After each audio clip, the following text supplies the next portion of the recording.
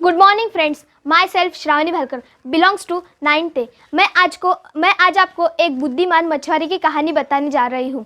कुछ साल पहले एक मछुआरा समुद्र के किनारे मछली पकड़ने जा रहा था। तभी उस समुद्र में उसने जाल फेंका और थोड़ी देर इंतज़ार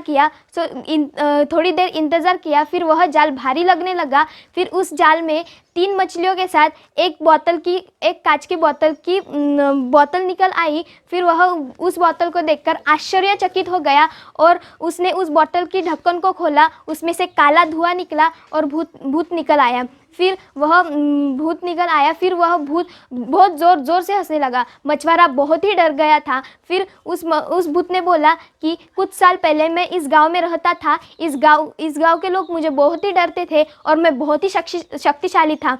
फिर एक दिन ऐसा हुआ कि एक जादूगर ने मुझे इस बोतल में बंद करके नदी में फेंक दिया था। तो कुछ साल से मैं इस बोतल से बाहर निकलने की कोशिश कर रहा था, पर मैं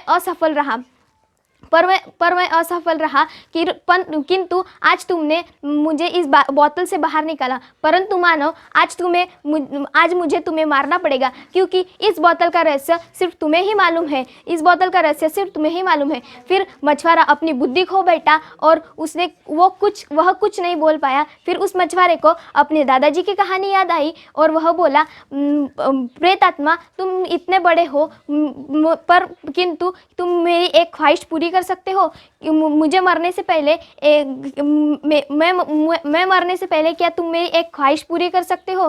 फिर वह बोला, क्या है तुम्हारी ख्वाहिश? बताओ जल्दी, क्या है तुम्हारी ख्वाहिश? बताओ जल्दी, क्या है तुम्हारी ख्वाहिश? वह बोला, प्रेतात्मा, तुम इतने बड़े हो पर्वत जैसे, तुम इतनी सी बोतल में कैसे रह सकते हो? यह मुझे समझ में नहीं आया। ये मेरे दिमाग से ही बाहर है। क्या तुम मुझे समझा सकते हो? यह मछुआरे ने ऐसे बोला। फिर भूत बोला, हाँ, मैं इतना बड़ा हूँ। मैं अपने शीश को छोटा करके बोतल के अंदर जा सकता हूँ। फिर देखो मैं कैसे अंदर जा सकता हूँ इस बोतल के। फिर वह बोतल के अंदर चला गया। फिर उस मछुआरे ने वह बोतल के ढक्कन को लगा दिया।